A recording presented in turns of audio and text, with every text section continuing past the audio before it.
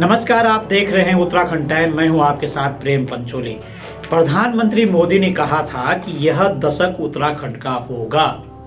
इस बात में बहुत दम है और यह लोग मानते भी हैं, मगर लोग यह भी मानने लग गए हैं कि मोदी जी ने तो कह दिया, पर राज्य में विकास के कार्यों को क्रियान्वयन करने का जिम्मा राज्य सरकार का है, जिसे राज्य के बासिंदे देख भी रहे हैं। मोदी जी ने कहा कि यह दशक उत्तराखंड का है, तो उससे जुड़ी कुछ कहानियां हम यहाँ बताने जा रहे हैं। यदि हम यहाँ झूठ बोल रहे हैं तो कृपया आप इस योजना के लिए आरटीआई का सहारा ले सकते हैं या पिछले कुछ दिनों के अखबार उठाकर पढ़ लीजिए और मालूम हो जाएगा कि राज्य सरकार मोदी जी के कहे पर कितना पानी फेर रही है।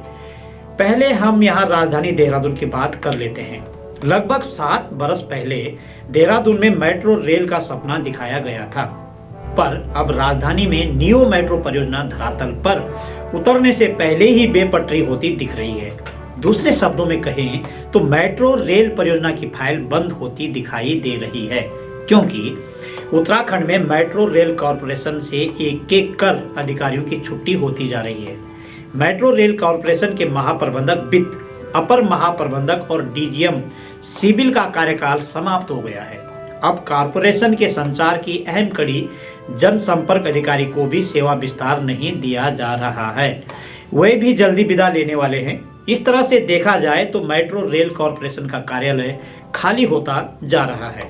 मेट्रो रेल कॉरपोरेशन प्रबंधक निदेशक जितेंद्र त्यागी कभी भी विदा ले सकते हैं, जबकि श्री त्यागी ने ही देहरादून में मेट्रो परियोजना की शुरुआत की और तमाम अध्ययन के बाद डीपीआर तैयार करवाई।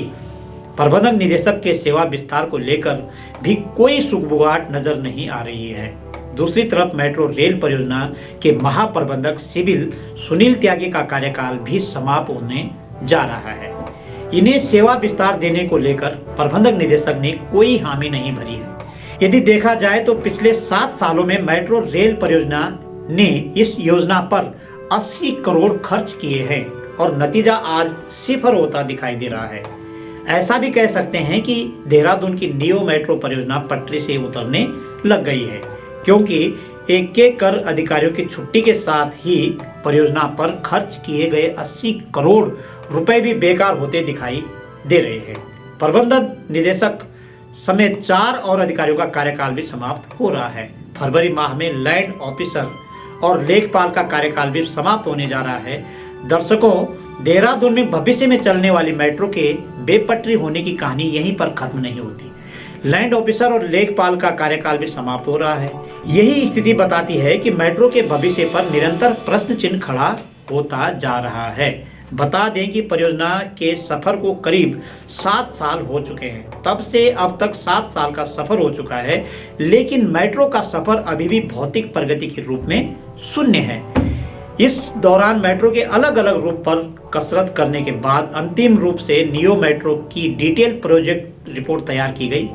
8 जनवरी 2022 को नियो मेट्रो की डीपीआर को राज्य कैबिनेट से पास करने के बाद 12 जनवरी को केंद्र सरकार की मंजूरी के लिए भेज दिया गया था।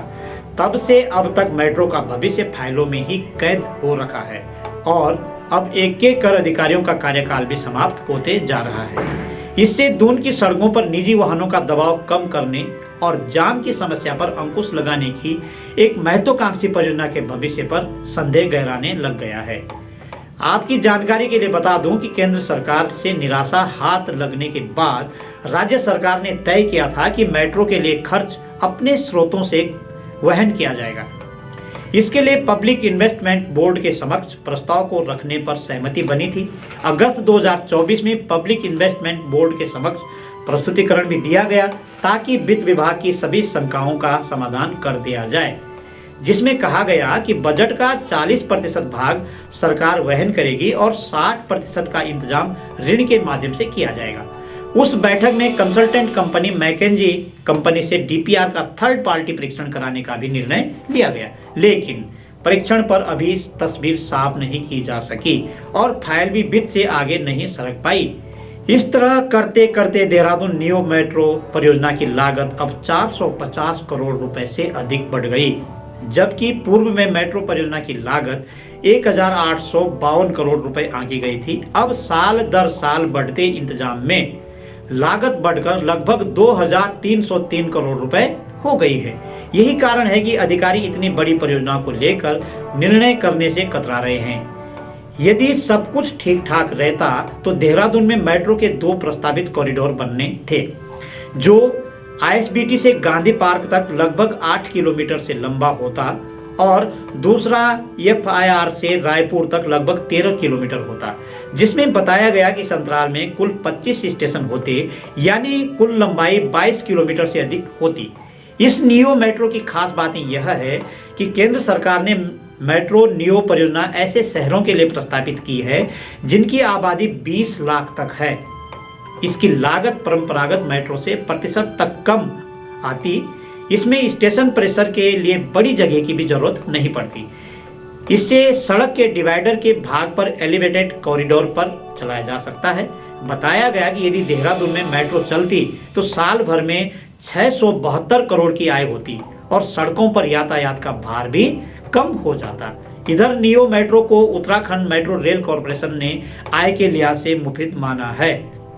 प्रबंधक निदेशक जितेंद्र त्यागी के अनुसार मेट्रो का संचालन शुरू होते ही साल भर में लगभग 672 करोड़ रुपए की आय होती, जबकि कुल खर्चे 524 करोड़ रुपए के आसपास ही रहते। इस तरह LRTCS आधारित यह परियोजना आरंभ से ही फायदे में चलती और इसके निर्माण की लागत के अलावा भविष्य में सरकार से किसी भी तरह के वित्तीय सहयोग की जरूरत नहीं पड़ती। उत्तराखंड मेट्रो रेल कॉरपोरेशन के पास सिर्फ नियो मेट्रो की परियोजना ही नहीं है, बल्कि दून में ही पॉड टैक्सी की अन्य परियोजना भी प्रस्तावित है। इसके अलावा ऋषिकेश क्षेत्र में नीलकंठ रोपवे, हरिद्वार में पॉड कार टैक्सी और हर की पैड़ी से चंडी देवी रोपवे प्रस्तावित है। कुल मिलाकर यदि देहरादून में मेट्रो परियोजना नहीं बन पाती है तो राज्य में 2 तरह के सवाल खड़े होते दिखाई दे रहे हैं। एक तो यह कि मोदी जी ने इस दशक को उत्तराखंड का दशक बताया है, जो इस परियोजना के न बनने से धूमिल होता दिखाई दे रहा है। दूसरा, राज्य इस वर्ष 25वीं सालगिरह मनाने जा रहा है, तो कह सकते हैं कि 25वें साल और धामी सरकार की सबसे बड़ी विफलता देहरादून में बंद होती मेट्रो परियोजना ही है। हमारी यह रिपोर्ट आपको कैसे लगी, कमेंट करके अवश्य बताइए। अगली कड़ी में ऐसे ही कुछ खास विषय पर हाजिर रहूंगा। नमस्कार।